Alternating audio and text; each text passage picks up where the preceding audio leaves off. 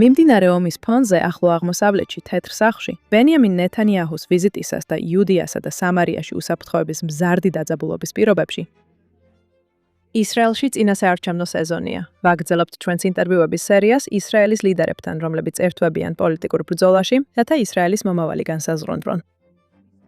დღეს ვსაუბრობთ ერთ სახელზე, რომელიც აშკარად აკლია ლიკუდის პრაიმერიз. ლიკუდის ხანგრძლივი დროის მაღალი რანგის ლიდერი იული ედელშტეინი, რომელიც ახლა ამბობს, რომ ის ახალ გზას იკვალავს, რათა ისრაელის მემარჯვენე ფრთა წარმოადგინოს. მე ვარ ელანა მაზალდიამანტი, ისრაელის სამართლისა და თავისუფლების ფორუმის აღმასრულებელი დირექტორი და ეს არის ძირითადი კანონი. დიდი მადლობა, რომ შემოგვიერთდით, ბატონო ედელშტეინ. სასიამოვნოა ჩემთვის, მადლობა მოწვევისთვის. ნამდვილი პატივია. ეხლა ვაგრძელებთ სერიას, სადაც ვესაუბრებით პოლიტიკის ვეტერანებს, პოლიტიკურ პრეტენდენტებს. ისინი გვიზიარებენ თავიანთ ხედვას ისრაელის მომავლის შესახებ. ბევრ სხვადასხვა საკითხზე, მაგრამ განსაკუთრებული აქცენტით სამართლებრივ და მმართველობით საკითხებზე. და დღეს თქვენთან საუბარს მოუთმენლად ველი. მადლობელი ვიქნები თუ თქვენს შთამაგონებელ გამოცდილებაზე ცოტა მოგვიყვებით. თქვენ დაიწყეთ ებრაულის სწავლება საბჭოთა კავშირში. თქვენ იყავით სიონის პატიმარი. თქვენ ჩამოხვედით ისრაელში და პოლიტიკური კარიერა გაიარეთ. იყავით მინისტრი, ქნესეთის თავმჯდომარე და ასე შემდეგ. მე ვფიქრობ, ეს ისტორია ნამდვილად იმსახურებს მოსმენას, სანამ გადაცემის მთავარ თემაზე გადავიდოდეთ. ასე რომ, თუ შეგიძლიათ, რამდენიმე წუთი დაგვითმეთ და გაგვაცანით ეს. ხო, პირველ რიგში ვცდილობ გავიგო, ამ ეტაპზე ვეტერანი ვარ თუ პოლიტიკაში იმედის მომცემი ფიგურა. მაგრამ თუ ისტორიას დაუბრუნდებით, დავიბადე ყოფილი SSR-ში 1979 წელს, გავაკეთე გასვლის ვიზაზე განაცხადი, მაშინ 21 წლის ვიყავი, უარი მითხრეს, არ მომწეს გასვლის ვიზა. და გავხდი ის, რასაც რეფუზენიკს უწოდებენ. და ამავე დროს თვითონ ვისწავლე ებრაული და შემდეგ სხვებსაც ვასწავლი. მადლობა ღმერთს, არავის მოუთხოვია დოკუმენტები და არავის უცდია შეემოწმებინა როგორ ჟღერდა მაშინ ჩემი ებრაული. მაგრამ მე მქონდა ენის სტუდენტის გამოცდილება უნივერსიტეტში, ასე რომ ძირითადად მომზადებული ვიყავი უცხოენების სასწავლებლად და მქონდა. საკმარისი რაოდენობის სტუდენტები, მათი უმეტესობა, არა ყველა, მაგრამ მათი უმეტესობა თავად იყვნენ რეფუზნიკი, რომლებიც იმავე სტატუსში იყვნენ როგორც მე. ხელისუფლებას ერთ ეტაპზე მობეზრდა ჩემი და სხვა ებრაული ენის მასწავლებლების საქმიანობა. 1994 წელს დამაკავეს. რა თქმა უნდა, არა ებრაული ენის სწავლებისთვის ეს კანონი არ არსებობდა, არც კი ყოფილ საბჭოთა კავშირში, არამედ ნარკოტიკების უკანონო ფლობისთვის. რამდენიმე ჩემი კოლეგა დააკავეს იარაღის უკანონო ფლობისთვის, პოლიციელზე თავდასხმისთვის და სხვა გამოგონილი ბრალდებები. 97-ში გამათავისუფლეს, როგორც მახსოვს, ზიონის ბოლოს წინაპატიმარი ვიყავი, რომელიც გორბაჩოვმა გაათავისუფლა. მათ იურიდიული პრობლემა ჰქონდათ ჩემთან, რადგან არასდროს ვაღიარებდი ჩემს დანაშაულებს. ანუ არასდროს თანხმდებოდი, რომ ნარკოტიკების უკანონო ფლობას ვაღიარებდი. ამიტომ ფიქრობდნენ, როგორ გაეთავისუფლებინე.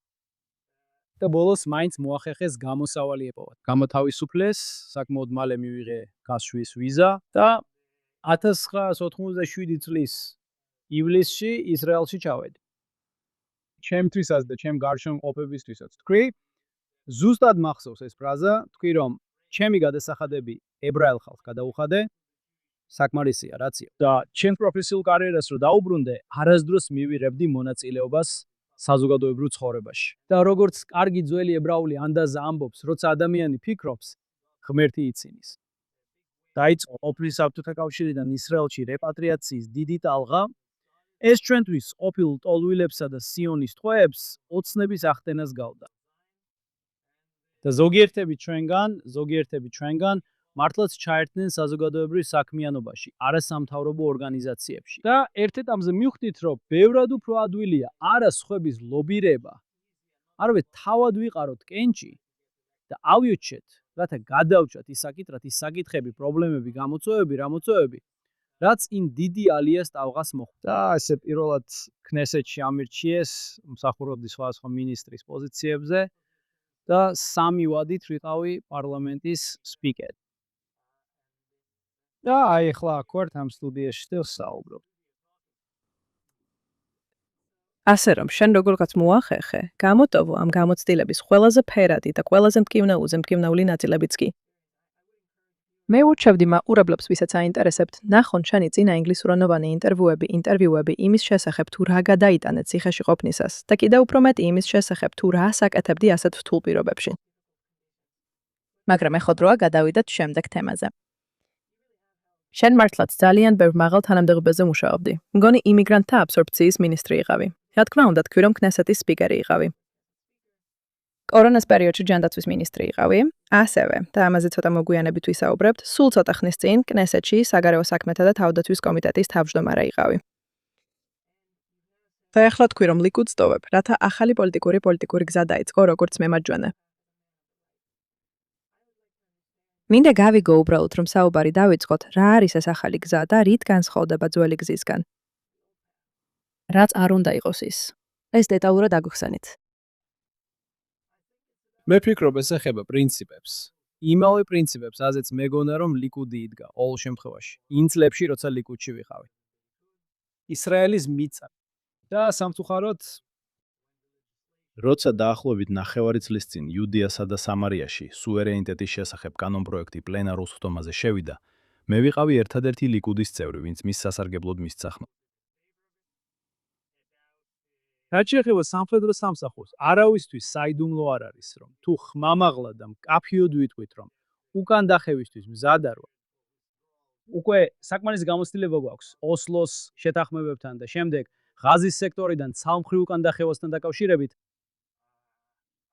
ვფიქრობ, ეს გაკვეთილები უკვე ვისწავლეთ, ასე რომ თუ უკან დახევაზე არ საუბრობთ, გვჭირდება არმია, რომელიც ყველა ჩვენს საზღვარს დაიცავს. და სამწუხაროდ, როგორც საგარეო საქმეთა და თავდაცვის კომიტეტის თავმჯდომარე, ჩემი ყველა მცდელობა, რომ გაწვევის ბაზა გავაფართოვო ისრაელის თავდაცვის ძალებში, მაგალითად, ულტრაორთოდოქსული მოსახლეობის ჩართვით სულ მცირე იმ ნაწილის, ვინც სრულ განაკვეთზე იეშივაში არ სწავლობ, მინიმუმ, რო თქვათ, ეს მცდელობები მხარდაჭერილი არ იყო. ლიკუდის და პრემიერ-მინისტრის მხრიდან. საბოლოოდ კი ეს იმით დასრულდა, რომ მე გადამაყენეს საგარეო საქმეთა და თავდაცვის კომიტეტის თავმჯდომარის პოსტი. ამ ყველაფერმა ერთად მიმიყვანა იმ დასკვნამდე, რომ ალბათ მე აღარ ვეკუთვნი იმას, რასაც დღეს ლიკუდის ფრაქციად მივიჩნევთ. ვეგერხად, ეს ძალიან მტკივნეული გადაწყვეტილება იყო. მაგრამ ლიკუდის პრაიმერიში ძალიან მაღალი პოზიციებისთვის ვიჩეოდი, მათ შორის პირველ ნომერზეც.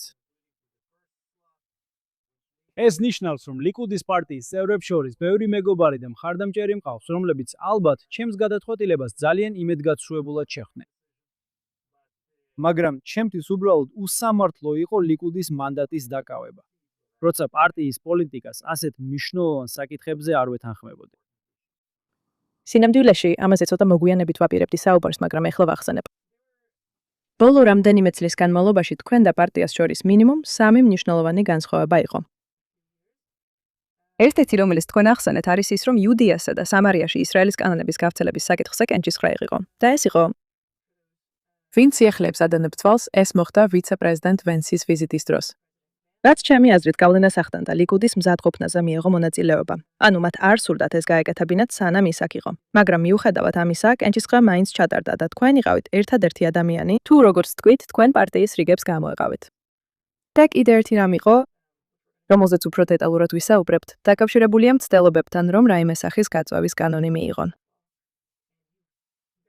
და თქვენ არაერთხელ საჯაროდ გააკრიტიკეთ წარმოდგენილი კანონპროექტები, როგორც უბრალოდ არასაკმარისი თუ არა უარესი. თქვენ მოგიწევთ ეს თქვენი სიტყვებით თქვათ. და შემდეგ ბოლო საკითხი, რომელიც ასევე საინტერესოა, ეხება სასამართლო რეფორმას. იქ არ ვიცი, და კიდევ ერთხელ თქვენ უნდა გვითხრათ, რა უთანხმოება გქონდათ უშუალოდ შინაარსთან დაკავშირებით. მაგრამ თქვენ ასევე საკმაოდ საჯაროდ აყენებდით კითხვის ნიშნის ქვეშ იმ მეთოდს, რომლითაც ამას წინ წაწევდნენ. და ეს მაშინაც კი, როცა თქვენ და ამაზეც მოგვიწევს საუბარი, მაგრამ თქვენ თავად იყავით უზენაესი სასამართლოს ერთ-ერთი ყველაზე მნიშვნელოვანი საქმის ცენტრში ბოლო 10 წლეულის განმავლობაში. და თქვენ პირდაპირ დაპირისპირება გქონდათ უზენაეს სასამართლოსთან. მოდით ჯერ ჰარედების გაწევით დავიწყოთ, რადგან ვიცი, რომ ეს ახლა ყველას გონებაშია და შემდეგ სხვა საკითხებსაც გადავიდეთ. და მე არ ფიქრობ, რომ ეს ისეთი მკვეთრი გადასვლა იქნება, როგორც ჩანს. შეგიძლიათ ახსნათ, როგორც საგარეო საქმეთა და თავდაცვის კომიტეტის ყოფილი თავმჯდომარე, რამდენად სიღრმისეულია ის გამოწვევა, რომელსაც ისრაელი სტრატეგიულად, ეკონომიკურად და სოციალურ დონეზე აწყდება ამ საკითხის განხილვისას. ზუსტად ეს არის მთავარი საკითხი. საქმე არ ეხება აბსტრაქტულ დისკუსიას ყველასთვის თანაბარ უფლებებზე ან ვალდებულებებზე. ეს ძალიან პრაქტიკული საკითხია. პრაქტიკული თვალსაზრისით, ისრაელის თავდაცვის ძალებს IDF მეტი ჯარისკაცი სჭირდება. ისრაელის თავდაცვის ძალები IDF ამჟამინდელი შეფასებით მათ სასწრაფოდ დამატებით 12,000 ჯარისკაცი სჭირდება. და ფიქრობ, რომ ერთადერთი შესაძლებლობა, რომ ამ რაოდენობას მივახციოთ, არის ის, თუ ამ ქვეყანაში ულტრა მართლმადიდებულ საზოგადოებაში რაღაცას შევცვლით. ეხლა, სულად მესმის, რომ ამ ცვლილების განხორციელება ერთ დღეში შეუძლებელია. თუნდაც ჩემი წინადადებები ბევრმა სარეზერვო სამსახურის ჯარისკაცმა და სხვებმა გააკრიტიკეს, რომლებმაც თქვეს, რომ ისინი ძალიან რბილია და ზედმეტად კომპრომისულია. მაგრამ სულად გავაცნობიერე, რომ თუ გვინდა რამე, რაც როგორმე შეიძლება მიიღოს, ულტრა მართლმადიდებლურმა establishment-მა საჭიროა კომპრომისზე წავიდეთ. საბოლოოდ, სამწუხაროდ, აღმოჩნდა, რომ კომპრომისი შეუძლებელია. მათი ქნესეთის წევრები და მათი ხელმძღვანელობა არასდროს დათანხმდნენ ისეთ კომპრომისს, რომელიც პრაქტიკულ გაწევას გამოიწვევდა არმიაში. რამდენიმე დღის წინ თქვი, რომ თქვენი კითხვა შესანიშნავი იყო, რადგან საქმე მხოლოდ არმიას არ ეხება. არმიაში სამსახურის უშუალო შედეგია ის, რომ ამის შემდეგ ადამიანებს შეეძლებათ ამ ქვეყანაში შრომის ბაზარზე გავიდნენ, საუბრობთ ეკონომიკაზე და იმ მდგომარეობაზე, რომელშიც სამწლიანი ომის შემდეგ ვართ. რეგულარული მუშაობა, გადასახადების გადახდით და ამ ყველაფრით მოსახლეობის მნიშვნელოვანი სეგმენტის მხრიდან რეალურ დავლენას მოახდენდა ისრაელის ეკონომიკის მდგომარეობაზე. მის გარეშე ეს უბრალოდ ტვირთი იქნება მათთვის, ვინც მუშაობს და გადასახადებს იხდის. ბოლოს, მაგრამ არანაკლებ მნიშვნელოვანი არის რაც მათ უხებს, ძალიან მათ უხებს და ეს არის ის უბსკრული, რომელსაც ვხედავთ. იმიტომ რომ იმ მოსახლეობას შორის, რომელიც ჯარში მსახურობს, არაფერს ვამბობ იმ ოჯახებზე, რომლებმაც საყვარელი ადამიანები დაკარგეს. და უბრალოდ იმ ოჯახზე, რომელიც სადაც მამა ან ქმარი 300 დღით, 400 დღით ხება რეზერვის სამსახურის გამო, საკუთარ თავს საფრთხეში აგდებს ბევრ შემთხვევაში. ესეთ ოჯახს უწევს ისეთი სიტუაციის წინაშე დადგომა, როცა მათი მეზობლები, ზოგ შემთხვევაში თუნდაც ნათესავები ვერ იგებენ რაზე ლაპარაკობენ. ისინი უბრალოდ ჩვეულებრივ ცხოვრებას ეწევიან, ნორმალურ ცხოვრებას. და როგორც უკვე თქვი, მართლა ძალიან ვერ ვიულობ, რადგან ის სიტყვები და საუბარი, რასაც ჩემს გარშემო ვისმენ, არ არის ჯანსაღი ჩვენი ქვეყნისთვის. ჩვენ ებრაული სახელმწიფო ვართ. ჩვენ გვინდა გავიგოთ, რომ არსებობს ებრაელად ყოფნის სხვადასხვა გზა. მათ შორის, რა თქმა უნდა, ულტრა ორთოდოქსული ცხოვრების წესი. მაგრამ რაც ახლა ხდება, ეს დიალოგი არ არის. ეს არის ორი მონოლოგი. ეს გავს ორ ყრუ ადამიანს, რომლებიც ცდილობენ ერთმანეთს ესაუბრონ. როგორ გამოიყურება იდეალური გაწვევის კანონი თქვენი აზრით? დეტალებში ზედმეტად ჩაღრმავების გარეშე და ნამდვილად განვიხილე ამ კანონ პროექტის ყოველი პუნქტი, მაგრამ აუცილებლად მათი რაოდენობა იზრდება. ცხადი განსხვავებით მათ შორის, ვინც ვიდის ჯარში სამსახურზე და მათ შორის, ვინც ჯარის სამსახურს არიდებს თავს და გარკვეული რაოდენობის იმ ადამიანების მხარდაჭერით, რომლებიც მართლაც სწავლობენ თორას დილიდან გვიან საღამომდე, არიან ესეთი ადამიანები, ისინი გვჭირდება. მაგრამ მათი რაოდენობა უნდა იყოს განსაზღვრული და არა ის მდგომარეობა, რომელსაც ახლა ვაწყდებით. სადაც ყველა ბოდიში უბრალოდ შეიძლება დარეგისტრირდეს იეშივაში, ისე რომ ერთხელაც კი არ ყოფილა იქ. რადგან ერთ-ერთი რამ, რაზეც ულტრა ორთოდოქსული establishment-ი არასდროს დათანხმდა, იყო იეშივებზე მკაცრი კონტროლი. მათთვის რომელიმე რაბინის მიერ გაცემული ქაღალდის ნაგლეჯიც კი საკმარისი მტკიცებულება. მე. თითქმის ხოკმანობა ეს კითხვა დავსვა, მაგრამ რადგან ყურადღებას ადამიანურ რესურსებსა და რიცხვებზე ვამახვილებთ, აქვს თუ არა ისრაელის არაბ მოსახლეობასაც თავისი როლი? თქვენ არ გჭირდებათ ხოკმანი, ეს ასეა.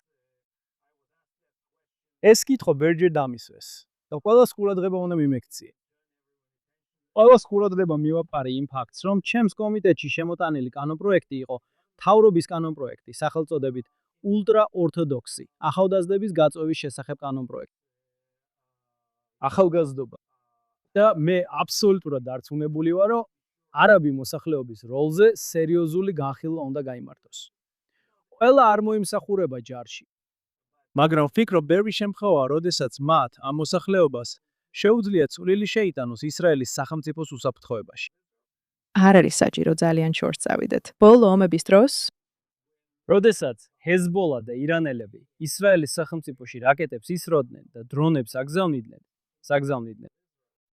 მე ვფიქრობ, რომ იმ ხრივ, რასაც ჩვენ სამოქალაქო თავდაცვას უწოდებთ, არაბული მოსახლეობა შეიძლება დიდ დახმარება იყოს, თუნდაც საკუთარ ქალაქებსა და სოფლებში და არა აუცილებლად მხოლოდ საკუთარ ქალაქებსა და სოფლებში. ეხლა ცადოთ გადავიდეთ სტრუქტურულ საკითხზე, რადგან ეს აშკარად არის მრავალწლიანი საკანონმდებლო ძალისხმევის მაგალითი, სხვადასხვა ვადებში პრობლემის მოსაგვარებლად. ეს ველურად შედეგებს ვერ იძლევა. ან შეიძლება ითქვას, რომ რაღაცა შედეგები იყო, მაგრამ შემდეგ შესაძლოა სასამართლოებმა ჩაერიონ. მომისმენია ბევრი სხვადასხვა ვერსია იმის შესახებ, რატომ არ ამ მდგომარეობაში. ზოგჯერ ეს მთლიანად პოლიტიკური სისტემის ბრალია, ზოგჯერ სასამართლოსი, ზოგჯერ კი ორივეს. და რადგან თქვენ საკანონმდებლო და აღმასრულებელ შტოებში დიდი გამოცდილება გაქვთ, მინდა ორი რამ გავიგო. ერთი ეხება იმას, და შეგიძლიათ ეს მაგალითად გამოიყენოთ.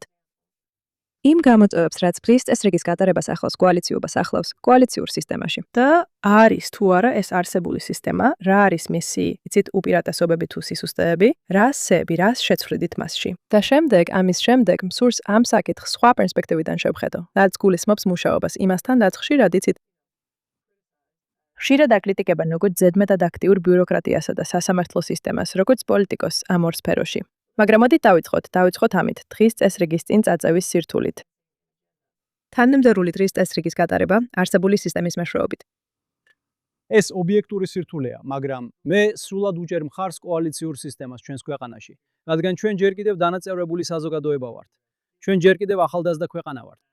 და არ ვარ დარწმუნებული იმ იდეაში, რომელთაც ზოგჯერ ვისმენ, რომ თითქოს უნდა მივიღოთ კონსტიტუცია. კონსტიტუცია აკლია ისრაელს. ჩვენ უბრალოდ გჭირდება 61 ხმის უმრავლესობა. არ ვარ დარწმუნებული, რომ ეს გონივრული განცხადებაა. და არ ვარ დარწმუნებული, რომ ეს არის ის, რაც ქვეყანას სჭირდება. ბევრ საკითხზე კონსენსუსი გჭირდება. თუმცა უნდა ვთქვა და ხანდახან ვაღიარებ ჩემს შეცდომებს. შეიძლება უცნაურად ჟღერდეს, მაგრამ ხანდახან მართლა ვაკეთებ ამას. მე ყოველთვის ვამბობდი, რომ ერთადერთი გზა, რომ რამე ნამდვილად შეიცვალოს, არის ულტრამართლმადიდებელი ებრაელების გათვევის საკითხში. ცვლილება მაშინ არის შესაძლებელი, როცა ულტრაორთოდოქსული ფრაქციები კოალიციის ნაწილი არის. მაშინ შეგიძლია მიაღწიო შეთანხმებას და წინ წახვიდე.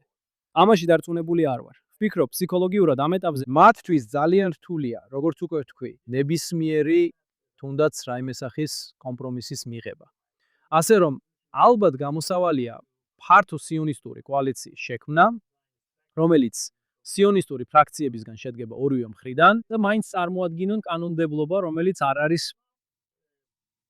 მაპატიეთ ესეთი პირდაპირობისთვის, მაგრამ ეს არ არის ის დემაგოგია, რასაც წინასაარჩევნო კამპანიების დროს ვისმენთ. თითქოს ხვალ ყველა დაწვევენ და ყველა გოლანის ბრიგადაში, გივატის ბრიგადაში და პარაშუტისტებში წავა. ეს არ მოხდება. მაგრამ ვფიქრობ, რომ სერიოზული კანონმდებლობის შემოტანა და წინსვლის დაწყება საჭიროა. მოგცემ საშუალებას ერთი მხრივ. როგორც ამ საუბარში არაერთხელ აღვნიშნე, გავაფართოვოთ ისრაელის თავდაცვის ძალებში გაზაგაწვევის ბაზა, რაც ძალიან საჭიროა. მეორე მხრივ, იცით, რამდენიმე პროტესტის შემდეგ, რომელიც ულტრაორთოდოქსული ჯგუფებიდან მოდიოდა, ვფიქრობ, კარგი შანსია, რომ ყველაფერი მეტნაკლებად ნორმალურ მდგომარეობას დაუბრუნდება და სიტუაცია ჩვეულებრივ გაგრძელდება. დიახ, მაგრამ ბევრ სხვა საკითხზე. ამას კიდევ ერთხელ დავიმეორებ. ფიქრობ ეს კარგია. რომ ეს აუცილებელია. კოალიციების შექმნა ზოგჯერ ეს ნამდვილად ეს ართულებს საკითხების გატანას ქნესეთში. რაც ყოველთვის ცუდი არ არის. იცით, კანონები, რომლებიც ერთ დღეში მიიღება და მახსოვს, როგორც სპიკერს ხშირად მიწევდა კამათი იმ კოალიციასთან, რომლის ნაწილიც ვიყავი. რომ ეს არ არის, ესეთი კარგი იდეა, რომ ქნესეთს თავზე გადაუარო და წინ წახვიდე, რადგან შემდეგ 1 ან 2 თვის შემდეგ ირკვევა, რომ არის ბევრი პუნქტი, რომლებიც კონტრპროდუქტიულია. თულად განსახორციელებელია და ასე შემდეგ, ასე შემდეგ. უკეთესია კომიტეტში იყოს განხილვა, სადაც ყველას უსმენენ, სადაც გარედან არა ქნესეთის წევრები მოდიან და გამოხატავენ თავიანთ აზრს და შემდეგ ირებ კანონმდებლობას, რომელიც უკვე, იცით, უკვე სწორად არის განხილული. და ამიტომაც შეიძლება იმუშაოს. თქვენ საუბრობთ კონსენსუსის შექმნაზე. უნდა ვაღიარო. შედარებით ახალი ვარ ისრაელში. მაგრამ ძალიან მიჭირს გავიხსენო დრო. იმ პერიოდში, რაც აქ ვარ ბოლო 10 წლეულის განმავლობაში, როცა რაიმე საკითხზე კონსენსუსი არსებობდა, თქვათ გარემტრებთან ბრძოლისა. არსებობს საკითხები, სადაც ასეთი კონსენსუსი ყოფილა. და როგორ ქმნით მას დღევანდელი ყველაზე კრიტიკული საკითხების გარშემო? არის პირველ რიგში მოდით დავაზუსტოთ, რომ კონსენსუსი, რომელიც კონკრეტულ საკითხზე მიიღწევა, არ ნიშნავს ერთიანობას ან ზუსტად ერთსა და იმავე აზრს. ჩვენ როგორც უკვე ვთქვი, ფრაგმენტირებული საზოგადოება ვართ. ჩვენ ნამდვილად არ ვართ სამხედრო დანაყოფი, სადაც ყველას ერთნაირად უნდა იაროს. ამას რომ ვამბობ, ყველაზე საკამათო მაგალითს მოგიყვან. რაღაც რამაც შეუძლებელი გახადა ხიდის გადება. ეგრეთ წოდდებათ ისრაელის მემარცხენეებსა და ისრაელის მემარჯვენეებს შორის. მე ვსაუბრობ პალესტინის სახელმწიფოს შექმნაზე ან აღიარებაზე. 5-10 წლის წინ ეს იყო საკითხი და ყველა დამოკითხვაში ჩანდა, რომ ისრაელის საზოგადოება თითქმის ორ თანაბარ ნაწილად იყო გაყოფილი. ბოლო კნესეთში ორჯერ იყო კენჭისყრა, განცხადება, თუმცა არა კანონმდებლობა, განცხადება წინააღმდეგობის შესახებ. ისრაელის კნესეთის წინააღმდეგობა პალესტინის სახელმწიფოს იდეის მიმართ. ზუსტი რიცხვები არ მახსოვს, ბოდიშვიხტი, მაგრამ მგონი კნესეთის 120 წევრიდან ერთ-ერთ კენჭისყრაზე 90-ზე ცოტა მეტი იყო. მეორე კი თითქმის 80 უახლოვდებოდა. რაც ნიშნავს იმას და სხვა შორის ეხლა არჩევნებამდე სხვადასხვა დამოკითხვები ვახსენე. მე ვფიქრობ, ამ წუთას როცა ვსაუბრობთ, ისრაელში 10 ახალი გამოკითხვა ჩადარდა, მაგრამ ყველა მათგანში ხედავთ, რომ პალესტინის სახელმწიფოს იდეაზე ძალიან ფართო კონსენსუსია. რაც ნიშნავს, რომ ისრაელის მოსახლეობის უმრავლესობა ამ იდეას ეწინააღმდეგება. მე ვფიქრობ, რომ ერთადერთი პარტია კნესეთში, ეგრეთ წოდებული დემოკრატები, ადრე ლეიბორისტები, რომელიც ყველა გამოკითხვაში დაახლოებით 10 მანდატს იღებს, ისინი ღიად აცხადებენ, რომ ამ იდეას უჭერენ მხარს. რას ნიშნავს? მოსახლეობის 10%, ცოტა მეტი, ერთი წუთით სუვერენიტეტის საკითხზე ვისაუბრებთ, შემდეგ კი სასამართლო საკითხებზე გადავდივართ. მითხარი იმ კენჭისყრაზე, როცა ვიცე-პრეზიდენტი ვენსი აქ იყო, თვითონ კენჭისყრაზეც და ასევე როგორც ჩვენ ხედავ, იუდეასა და სამარიაზე სუვერენიტეტის მნიშვნელობა და მომავალი. კენჭისყრა ჩემთვის საერთოდ არ იყო საკითხი, რადგან მე ყოველთვის უჭერდი მხარს იდეას.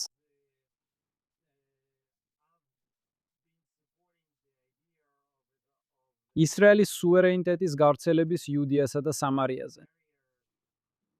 მე ვიტყოდი ხუმრობით ვამბობდი ამას ბევრად ადრე, სანამ ეს იდეა პოპულარული დახდებოდა.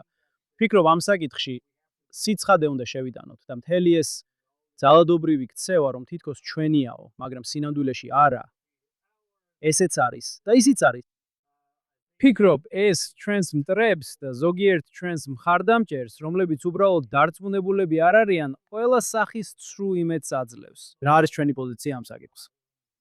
ესე რომ ვერ ვიქნები და იმედი მაქვს არასდროს ყოფილვარ, რაც ვაპირებ ვიყო, ისეთ სიტუაციაში, სადაც საჯაროდ უჭერ მხარს კონკრეტულ იდეას. და როცა საქმე სერიოზულ დადაწყვეტილებამდე მიდის და კენჭისყრა, მე გავრბივარ თვითონ იდეის შესახებ. კიდევ ერთხელ მე ვფიქრობ, საკმაოდ ნათელია, რომ ეს ერთ დღეში არ მოხდება. და რაც შეეხება კონსენსუსს, იუდეისა და სამარიის გარკვეული ნაწილები ფართო კონსენსუსით საოცრად სარგებლობენ ფართო მხარდაჭერით მთლიან ისრაელის მოსახლეობაში. ასე რომ შეგვიძლია იქიდან დავიდეთ. ეს მოხდა აღმოსავლეთ იერუსალიმში. სოფლიო ისევ დგას. ესე რომ მე არ ვფიქრობ, რომ სოფლიო დაინგრევა, თუ ამ ეტაპზე ეს მოხდება მაიალი ადუმიმში, გუშეციონში, არიელში და სხვა ყველა სახის ადგილებში, რომლებიც ცნობილია ყველა ისრაელელისთვის. როგორც უკვე თქვი, ეს სარგებლობს ფართო კონსენსუსით. და იცით, პრაქტიკული თვალსაზრისითაც კი ეს არ არის ისეთი ადგილები, რომლებიც ოდესმე ვინმეს გადაეცემა. ვინმეს გადაეცემა. ამიტომ ვფიქრობ, რომ აქ სიცხადე. ძალიან მნიშვნელოვანი. და ეს დაგვეხმარება მომავალში ბევრი უხერხული სიტუაციის თავიდან აცილებაში. იქნებიან ადამიანები, რომლებიც იტყვიან ყველაფერი კარგადაა, ძალიან მნიშვნელოვანია, მაგრამ რატომ მაშინ, როცა ვიცე-პრეზიდენტი ვანსი აქ იყო? ან მაგალითად ჰარადიმების შემთხვევაში ისინი იტყვიან ძალიან მნიშვნელოვანია, სრულიად ვეთანხმები. მაგრამ თუ კოალიცია ახლა დაიშლება, როცა ასეთ გრძნობიარე მდგომარეობაში ვართ, უსაფრთხოების თვალსაზრისით, რა? იცი რა შეგიძლია გააკეთო? ასე რომ, რა არის შენი პასუხი ამ არგუმენტებზე? პირველ რიგში დროის თვალსაზრისით ეს ვიზიტი თუ ის ვიზიტი მე მახსოვს ბევრი წლის წინ დღეს ყველა იღიმის და ისინი ვინც ახალგაზრდები არიან არც კი სჯერათ რომ ეს იყო ნამდვილი მდგომარეობა. იერუსალიმში არის დიდი უბანი, შედარებით ახალი უბანი, სახელად ჰარ-ჰომა. ფიქრობ იქ მარტივად 10,000-ობით ადამიანი ცხოვრობს, შესანიშნავ თანამედროვე ბინებში, სხვადასხვა ტიპის ისრაელები, რელიგიური, არარელიგიური. ეს იერუსალიმის ნაწილია. როცა მე ვიყავი იმიგრანტთა აბსორბციის მინისტრი, ჩვენ დავიწყეთ მშენებლობა იმ ტერიტორიაზე, ხარ-ხომაში. იყო პროტესტები და საუბრები პალესტინური მიწების ანექსიაზე. ყველა საერთაშორისო მედია იქ იყო. მახსოვს ერთი ადამიანი წავიყვანე, რომელსაც არ ესმოდა, რომ ეს იერუსალიმის ნაწილი იყო. რო იქაურობა მეჩვენები. მგონი BBC-ს გუნდი მომიახლოვდა და ზუსტად იგივე კითხვა დამისო. მათ მithეს, მინისტრო, სულად გვესმის, რასაც ამბობთ თქვენ უფლებაზე და რომ ეს იერუსალიმის ნაწილია. მაგრამ არ ფიქრობთ, რომ დრო არასწორად არის შერჩეული. და მახსოვს რა უპასუხე მათ. და ეს არის ჩემი პასუხიც თქვენთვის. უთხარი რომ 3000 წლის უკან გადავამოწმე და იერუსალიმში მშენებლობისთვის არასდროს ყოფილა კარგი დრო. ზუსტად ეს არის სიტუაცია. დღეს არის ეს ვიზიტი, ხვალ ის ვიზიტი, მერე არჩევნებია, მერე კი არჩევნები პერიოდი. მერე არის მომავალი პრეზიდენტის ვიზიტი და წინა პრეზიდენტის ვიზიტი და მერე არის რაღაცა საერთაშორისო კონფერენცია, სადაც პრემიერ-მინისტრი, რომელი პრემიერ-მინისტრიც უნდა დაესწროს და არასდროს არის კარგი დრო. ესე რომ თუ დარწმუნებულები ვართ იმაში, რასაც ვაკეთებთ და მე არ გულისხმობ არავითარ შემთხვევაში არ უნდა ვაცკენინოთ ვინმეს ან ვაკეთოთ ის, რასაც ჩვენ ვეძახით. ებრაულად არ ვარ დაწუნებული, რომ ინგლისურად აქვს თარგმანი ადამიანების ჯინაზე მოქცევა, იცით? ამის გაკეთება მხოლოდ იმისთვის, რომ ვაჩვენოთ მათ, რომ ჩვენსაც გავიტანთ და რასაც გვინდა, იმას ვაკეთებთ, გვინდა, იმას ვაკეთებთ. ეს ასე არ არის. მაგრამ სწორედ ამიტომ ამ ინტერვიუშიც კი ვამბობ, რომ მესმის ეს საკითხები სწორად უნდა იყოს გააზრებული და ნაბიჯ-ნაბიჯ დაკეთებული. და სხვადასხვა კრიტიკა ბევრ შემთხვევაში მარჯვნიდანაც მოდის. ისინი ამბობენ, შენ მივხვდით, რას ფიქრობ. თქვენ ამბობთ, რომ მაიალი ადუმიმი და გუშ-ეციონი ტერიტორიები, რომლებიც იერუსალიმის გარშემო არიან, უნდა იყოს, როგორც ისინი ამბობენ, ანექსირებული, ანუ მათზე უნდა გავრცელდეს ისრაელის სუვერენიტეტი. და რაც შეეხება ჩვენს დანარჩენ დასახლებებს, თქვენი აზრით, ჯანდაბამდე გზა ქონიათ. ეს ნამდვილად არ არის ჩემი აზრით. მაგრამ მე მესმის ეს იცით? ეს არის რაღაც, რაც უნდა, ეს არის პროცესი, რომელიც უნდა დავიწყოთ. ფაქტობრივად უკვე დავიწყეთ ეს აღმოსავლეთ იერუსალიმით და გოლანის მაღლობებით. და უნდა გავაგრძელოთ ეს პროცესი. მაშ ნება მომეცით, ბოლოს და ბოლოს, სასამართლო საკითხებზე გადავიდეთ, რადგან ნამდვილად მინდა ამაზე ვისაუბროთ. და ზოგად კითხვებს დაგისვამთ, შემდეგ კი უფრო დეტალურსაც. როგორც ვარაუდობ, პოლიტიკისკენ მიმართულებსაც. უბრალოდ რომ გავიგოთ თქვენი შეხედულებები. რას უპასუხებდით კრიტიკას, რომელიც ეხება ძალაუფლების ამჟამინდელ ბალანსს კნესეტსა და მთავრობას შორის, სადაც ხშირად როცა სტუმრებს ვესაუბრები გადაცემაში, გვეტყვიან, რომ კნესეტი საკმაოდ სუსტია საზედამხედველო უფლებამოსილების მხრივ, ხოლო მთავრობა უკიდურესად ძლიერია. მეტად ძლიერია, ვიდრე უნდა იყოს. რაც ნიშნავს, რომ ძალიან ხშირად სასამართლო აქტივიზმის მხარდამჭერი ადამიანებისთვის არ არსებობს ბალანსი კნესეტისთვის. და შესაბამისად, სასამართლო, გენერალური პროკურორი, ბიუროკრატია, ყველა უნდა იყოს უკიდურესად ძლიერი. მინდა დავიწყოთ თქვენი პირადი გამოცდილებით, როგორც ადამიანის, რომელიც იყო როგორც აღმასრულებელ, ასევე საკანონმდებლო ხელისუფლებაში. და როგორია ეს დინამიკა? და ასევე თქვენი აზრი იმ მეორე კითხვაზე, რაც შეეხება სასამართლო ძალაუფლებას. საწყისისთვის კნესეთის მთავრობა, მართვა, კნესეთი, როგორც ჩანს თქვენს გადაცემაში ძალიან ზდილობიან ადამიანებს იწვევთ, რადგან იმის თქმა, რომ კნესეთი სუსტია და მთავრობა ძლიერია, ძალიან იცით, ისინი მართლაც მოგძალებულად ამბობენ ამას. კნესეთი, ფიქრობ, მთავრობის მიმართ ამ დღეებში საერთოდ არ არსებობს და ჩემთვის სრულად ბუნებრივი იქნებოდა გაგრძელება და თქმა, რომ ამისთვის მთავრობა უნდა დავადანაშაულო. ეს ზუსტად ასე არ არის, რადგან კნესეთის წევრები თავად განსაკუთრებით ისინი, ვინც კოალიციაში არიან, არ ესმით თავიანთი როლი. ამას იმიტომ არ ვამბობ, რომ მათი აზრები ან საუბრები მომისმენი. ეს ყველაფერი უკვე საკმაოდ დიდი ხანია საჯაროდ არის ცნობილი, კიდევ მაშინაც კი როცა სპიკერი ვიყავი. და განსაკუთრებით მაშინაც საგარეო საქმეთა და თავდაცვის კომიტეტის თავმჯდომარე ვიყავი, იმ არგუმენტთან დაკავშირებით, რომელიც რამდენჯერმე ახსენეთ, განა თქვენ კოალიციის ნაწილი არ ხართ, უბრალოდ უნდა გაატაროთ საკითხები. როგორ შეგიძლიათ მთავრობის წინააღმდეგ წახვიდეთ? ჩვენი ამოცანა, სხვათა შორის, მთავრობას ემსახუროთ. კოალიციის წევრის მიერ საჯაროდ ნათქვამი სიტყვები. და ეს მთელი იდეა, რომ კნესეთის წევრი აირჩევა იმისთვის, რომ მთავრობას ემსახუროს.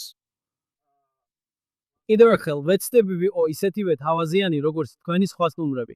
და ვიტყოდი, რომ ეს საპირისპირო შედეგს იძლევა. და სიტუაციის შესაძლებლად გვჭირდება, მართლა გვჭირდება, რომ კნესეთი ბევრად უფრო ძლიერი გახდეს.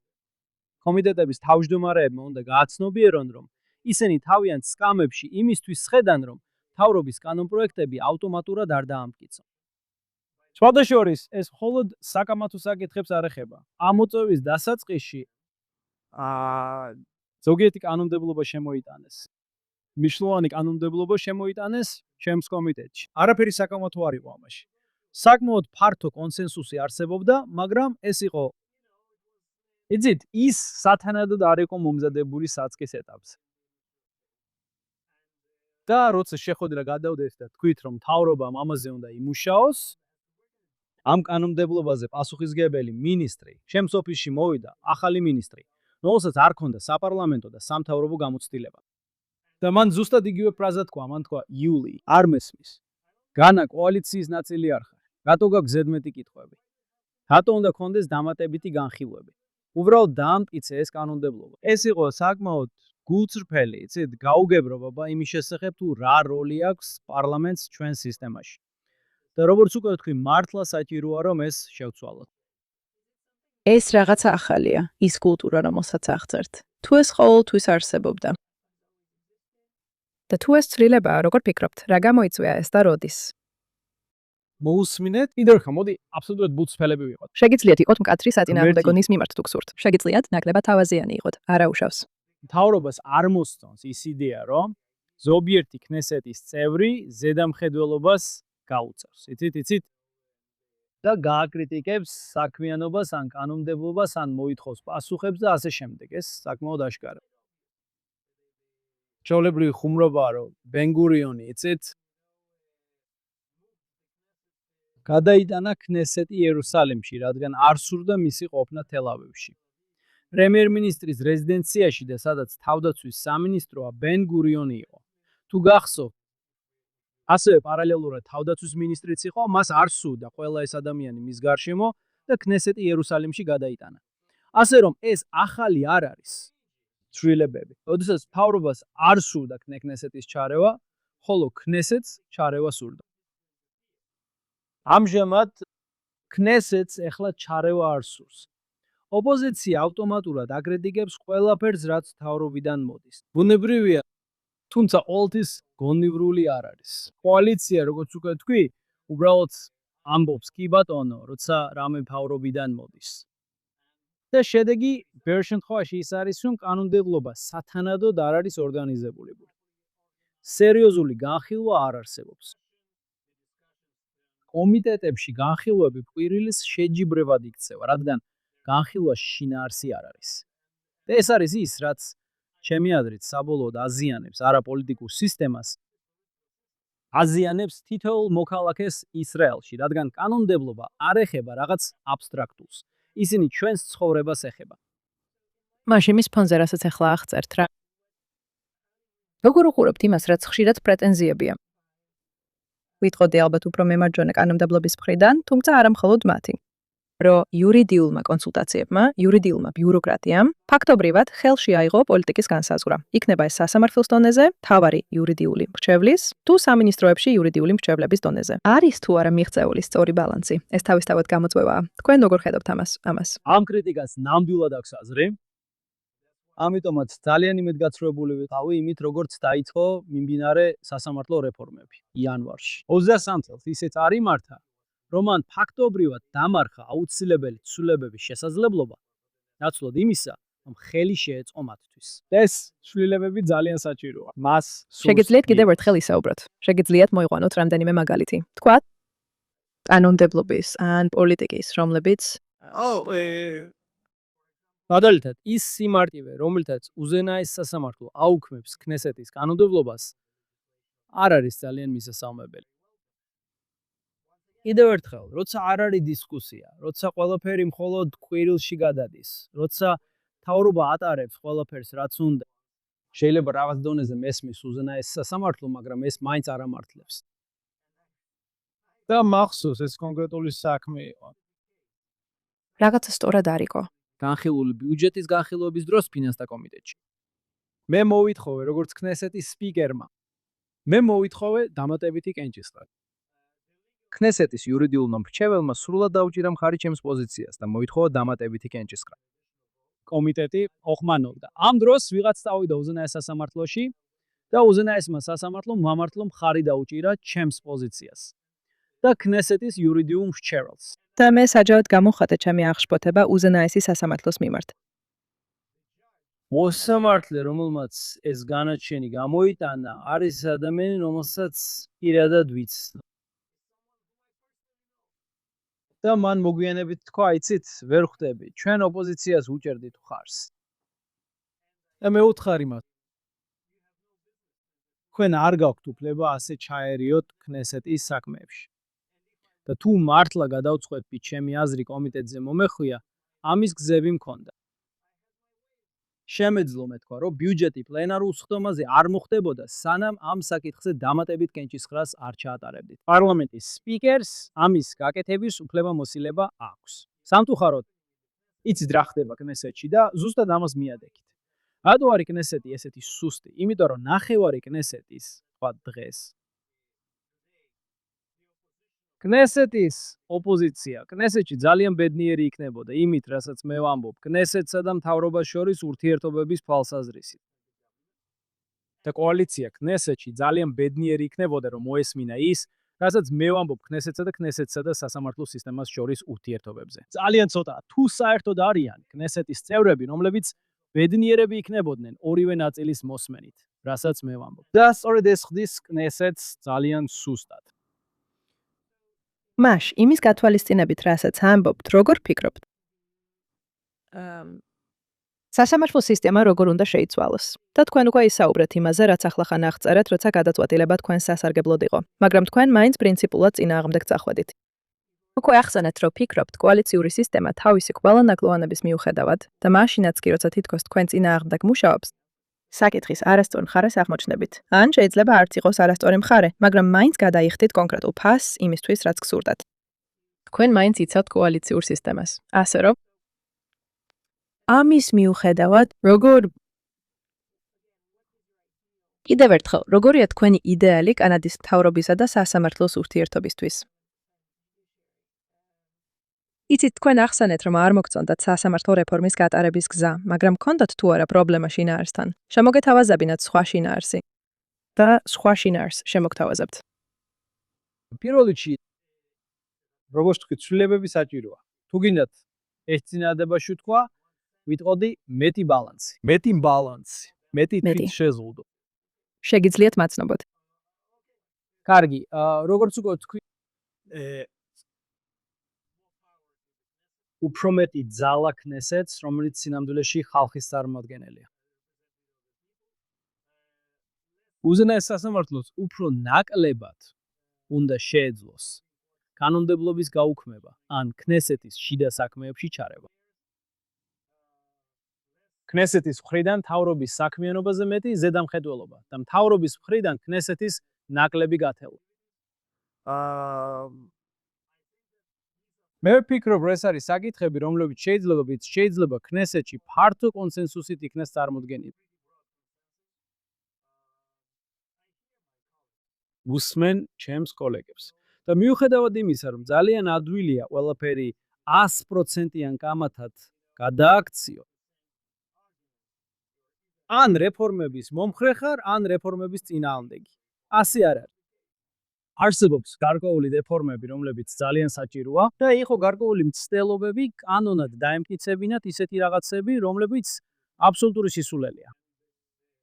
და ვფიქრობ, რომ როგორც კი ამ ცვლილებას დავიწყებთ, ზოგიერთი კითხვა, რომელიც დააყენეთ იურიდიული მრჩევლების ზედმეტ ძალაუფლებასთან დაკავშირებით სხვადასხვა სამინისტროებში და ის ძალაუფლება, რომელსაც ზოგჯერ ღრმა სახელმწიფოდ მოიხსენიებენ და რაც არ უნდა იყოს, ვფიქრობ, ეს ავტომატურად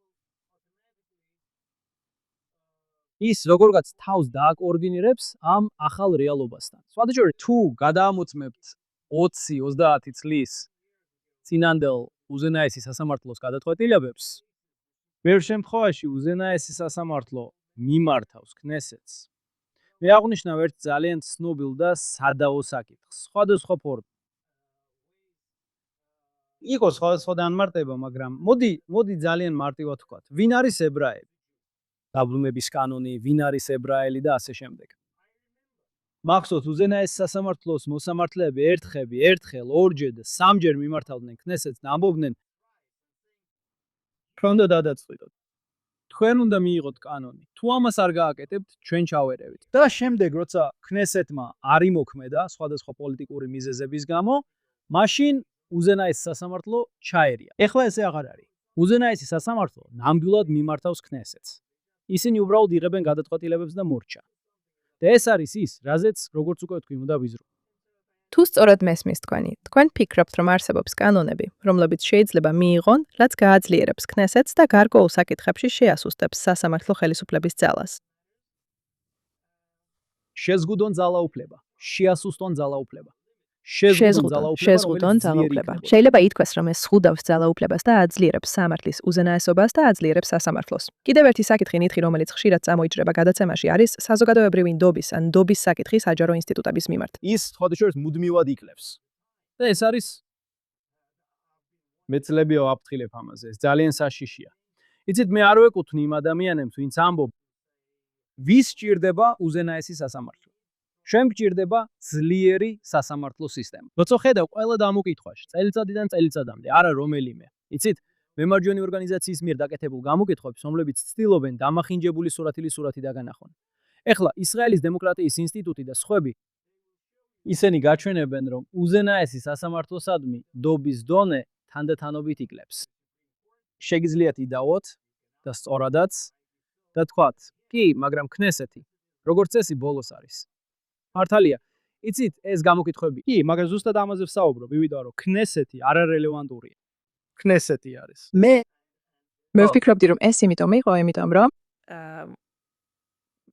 კოალიციური სისტემა იმდენად დანაწევრებულია, რომ ნებისმიერი ადამიანი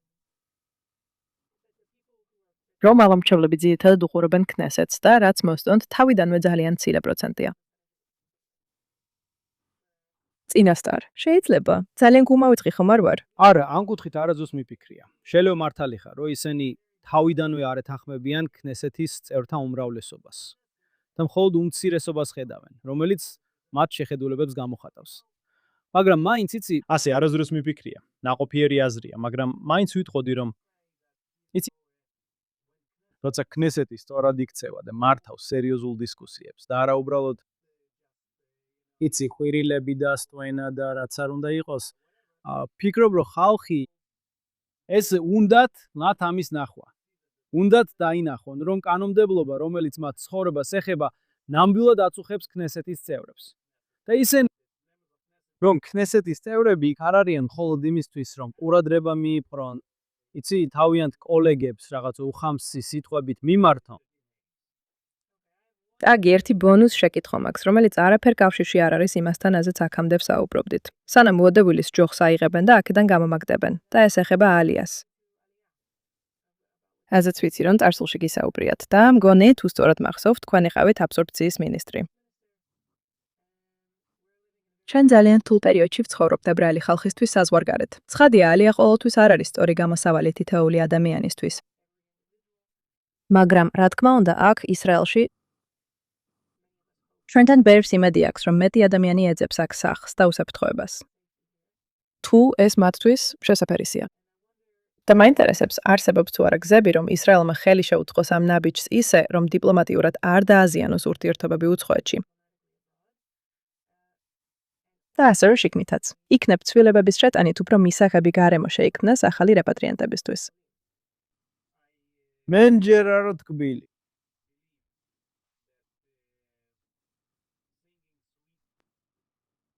სიმღერებისა და ჰიმნების ვღერა დიასპორაში მცხოვრები ებრაელებისთვის ისრაელში ცხოვრების შესახებ მათ ისრაელში არ ჩამოიყვანს.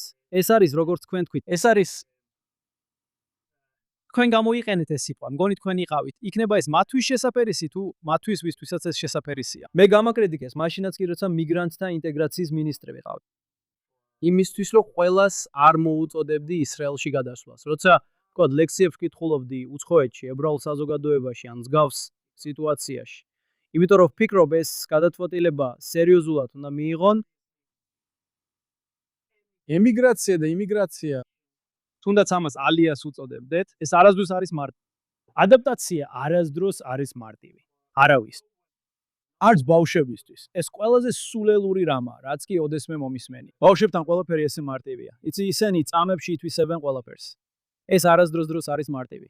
არც ბავშვებისთვის, არც მოზარდებისთვის, არც ზრდასრულებისთვის, არც ახალგაზრდა პროფესიონალებისთვის, არც ხანდაზმულებისთვის, არც არავისთვის. ეს მაინც მე ვფიქრობ, ეს საუკეთესო გადაწყვეტილებაა მათთვის, ვინც მართლა ირებს მას. სერიოზულად მიიღოს და აქ მოვიდეს. იცი, ამას პირველ რიგში ვამბობ. მე მქონდა გარკვეული თავგადასავლები ისრაელში ჩამოსვლისას, როგორც შენ ახსენე, და არასდროს მინანია. არასდროს მინანია ის დღე, როცა გადავწყვიტე ეს ნაბიჯი გადამეტყვა. დაახლოებით შეეხება იმას, თუ როგორ ვიზიდავთ ახალ იმიგრანტებს,